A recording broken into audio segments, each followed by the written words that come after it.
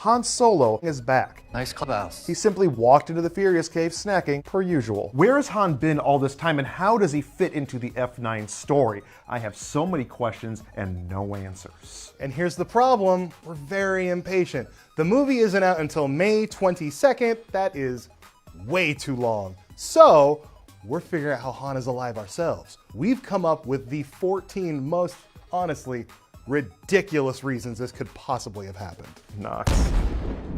Number 1, Han is a robot. This is gonna sound weird, but what if Han, as we see him in the trailer, isn't actually Han, but is instead a specially designed robot made to look exactly like a slightly older Han? And this is all some sort of elaborate ploy to get one over on the family? Or what if Han was a robot the entire time? Makes sense to me. Number 2, Han faked his own death because he wanted to snack in peace. Han likes to snack. This was perfectly illustrated in Tokyo Drift, the third best movie in the series. He wanted a simple life away from all the action and drama of this fast and furious world. With Giselle's death still fresh in his mind, Han needed an escape, so he hired Deckard Shaw to kill him, and Han went into the mountains with a van full of various bagged snacks, and he lived there for years. However, he found that his isolation and being alone wasn't what he needed. He needed those family values that Dom hammered into his brain for years. Han decided to return, but only after a haircut. Also, Han has superpowers now. Number 3, who saw Hobbs and Shaw though? Alright, maybe being a robot is a little too far, but if you saw Hobbs and Shaw, which we did a lot, you know that humans exist in this universe with like cybernetic enhancements. You remember Brixton? He was terrible, but the cybernetic enhancements made him Black Superman. What if those got put in Han and that's how he's alive, and also superpowers? Number 4, Han wasn't even dead in the first place. It's entirely possible Han was not dead at all in the first place. After all, as we've seen throughout like 100 movies by this point, this family is almost superhero-like. However, that begs a very important question. Whose body did Vin Diesel bury in Fast and Furious 7? Giselle? Oh. Number 5, Han is actually the bad guy. When Hobbs and Shaw first hit theaters, there was a lot of speculation that maybe Han was the mysterious director behind the Eteon group that was just sort of screwing up things for The Rock and Jason Statham. What if Han is not only behind that, but he's behind all of the evil throughout the entire franchise? And he's just the, don't shake your head at me, he's just the biggest villain of all time. And honestly, Han killed Han. Number 6, the god of cars reincarnated him into another Han body. Let's look at the bigger picture. Han's death was unwarranted, unjust, and the most tragic moment in Tokyo Drift, aside from Bow Wow selling random objects in the streets of Japan. However, upon his death, Han's spirit ascended into the heavens, and he gazed upon the god of cars. The deity looked down upon Han and said, "Your time on Earth is not over. You must go back and show the world how to make snacking look effortless." Han returned to his body, which had been magically put back together, and that was that. Also, Han has superpowers now. Number 7. This is actually Han's long-lost twin brother, Sean. In F9, John Cena plays Dom's long-lost brother that we've never heard about before. So, what if this isn't Han, but this is Han's long-lost brother that we've never heard about named Sean? His twin brother, and I don't know, like an international car thief or something. I like it. Number 8. This Han is from another Earth in like the multiverse or whatever. Thanks to TV shows like Arrow and comic books, we know that the multiverse theory is practically a fact right now. What if this is Han, but it is Han from Fast and Furious Earth 2?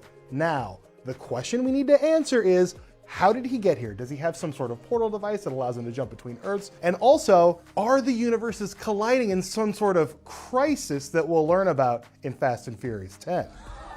Number 9. Han is the Palpatine-like overlord of the galaxy. Okay, imagine sitting down in the movie theater with a tub of warm popcorn and across the screen you see the words, "The dead speak." That's right, Fast and Furious 9 is the Rise of Skywalker. In this version, Dom is Rey, obviously. John Cena is clearly Kylo Ren. And then John Cena is going to turn his back on evil Palpatine Han, kiss Dom, and then die. And that'll set up whatever the 10th movie is. We can only do so much. Number 10. Han is obviously the god of cars and can't be killed. How did this theory slip my mind? It's so obvious. We've already established that the god of cars is canon within the Furious verse, so it makes sense that Han could be the manifestation of that god, but sent to Earth in order to show people how to drift properly. When Shaw blew up his car at the end of Tokyo Drift, Han traversed the astral plane and then came back to Earth after the dust had settled. Also, Han has superpowers now. Number 11. Han is the physical manifestation of the Speed Force. We've already talked about the multiverse, so this one should kind of speak for itself. What if Han isn't a mere human? What if he is a metahuman and he is one with the Speed Force, not unlike the Flash? He can go faster than cars, he can go through cars, and now nobody can ever beat him in a street race. Number 12. Mother Shaw figured out how to bring humans back from the dead. Okay, we already know from the trailer that Deckard, Owen, and Hattie Shaw's mom, Queenie Shaw, is back in this movie. Why else would she be back if not to reanimate corpses, bring them back to life? That's how Han is alive. End of story. Also, now we get Fast and Furious horror movies, which is pretty cool. Spoiler alert, Queenie did it using NOS. Number 13. Tokyo Drift and the mid-credit sequence of Fast and the Furious 6 were all a dream. Everyone has nightmares, even someone as amazing as Han. While the majority of the events of the Fast and the Furious franchise happened, Tokyo Drift never did, and neither did Deckard Shaw's assassination of our favorite character. Han found himself awake in his own bed after this nightmare and went to the bathroom to find Patrick Duffy in the shower. Duffy assured him that everything was all right, and Han went back to work with Dom and company. Does this create a ton of plot holes? Sure, but whatever. Also, Han has superpowers now. Number 14. Han is actually just a holographic AI that exists only within the Furious Cave. Okay, what is the one thing the Fast family is missing? Wrong. It is a Jarvis. Tony Stark has a Jarvis, and now the Fast family has Han, their own weird holographic AI thing that builds cars and keeps the operation running while Dom tries to kill his brother for 2.5 hours. But how does he eat all that food then? Holographic chips. Oh.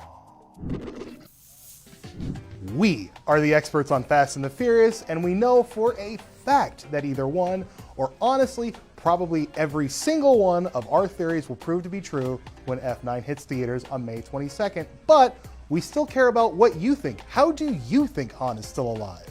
There is always room for one more at the family barbecue. So hit us up on Twitter. I'm Matt Elfring. I am at Chris Hayner. Make sure to like, comment, and subscribe. And if you love movies, TV, and all things fast and or furious, keep it tuned to GameSpot Universe.